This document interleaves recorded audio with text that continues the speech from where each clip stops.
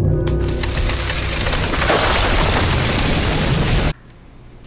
name is Nancy Roberts. I'm an economics professor at Arizona State University.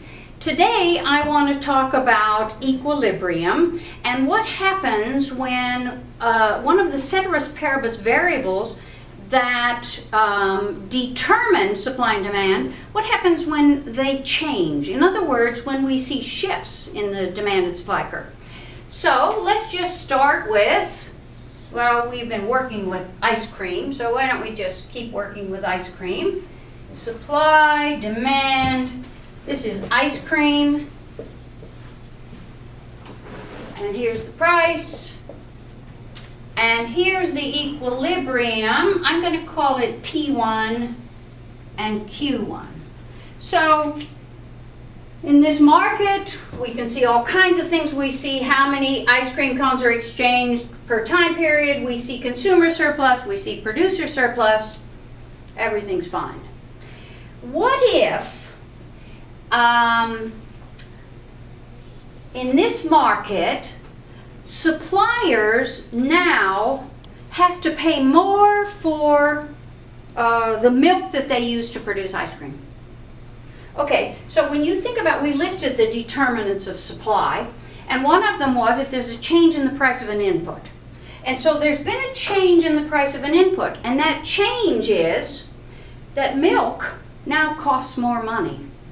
So in essence, every ice cream cone that this producer makes now costs him more money to make.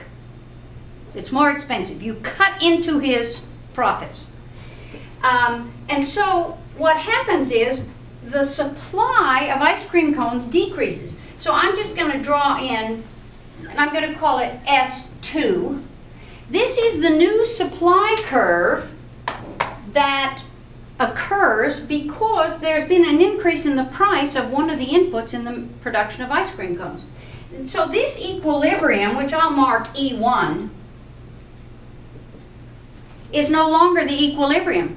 This is no longer the price that clears the market. The new intersection of supply and demand is right here at E2. And the price is going to go up, but let's talk about what it is that forces the price up. You see, at this price that we had, P1, here's my demand curve, but this supply curve's gone. This isn't the supply curve anymore. This is gone. Let's just make it phantom. That's gone. Here's my demand, here's my supply. Well, at this price, you can see what we actually have is a shortage of ice cream cones, because at this price, here's the demand, but at this price, here's the supply. So we have this shortage of ice cream cones. What happens when we have a shortage of something in the market? We see this all the time. Christmas. Everybody has to have Malibu Barbie for their kid. Their girl wants a Malibu Barbie. And so all the Malibu Barbies sell out of the department stores.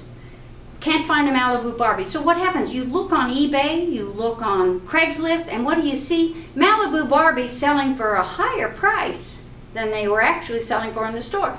So the price gets driven up. It gets bid up by consumers. So we end up with a new price up here, P2, and we also end up with a decrease in the output level. So what we have here is a change in one of the ceteris paribus variables that affect supply, which caused the supply curve to decrease, which then created a shortage, which then drove the price up, which meant then that the output level decreased. So it's not like it happens just like that. It's a series of events, and this is where we end up. What I want to do now is look at a shift in the demand curve. So let's just erase this.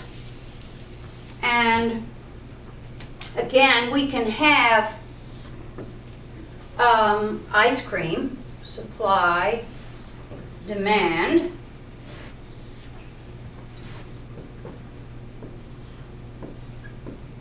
And everything's fine. But what do we talk about before? We decide we're too fat. Americans decide we're too fat. We have to cut back on our ice cream. So our tastes or preferences for ice cream change. So we don't want as much ice cream anymore as we used to want. So what happens is the demand curve is going to decrease.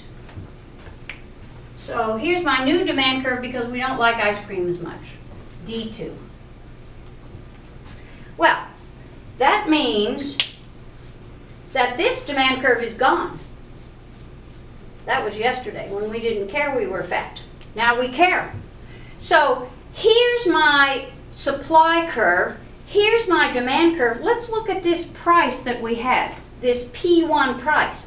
Well, this P1 price, here's the quantity demanded. At this P1 price, here's the quantity supplied. We actually have a surplus of ice cream on the market.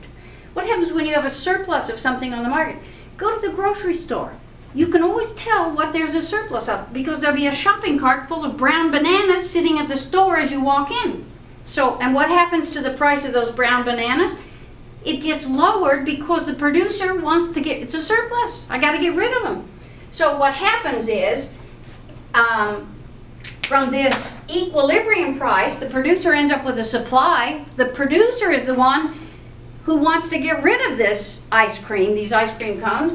And so what has to happen is, my new equilibrium is here and here. So the price goes down and the output goes down. So again, it's not something that happens instantaneously, but at the original price, here's the demand, here's the supply, we have a surplus. The producer wants to get rid of this surplus. The way to get rid of a surplus is to lower the price. So the price gets lowered and the output level gets lowered, not because the price went down, but because demand decreased. Okay, that's it.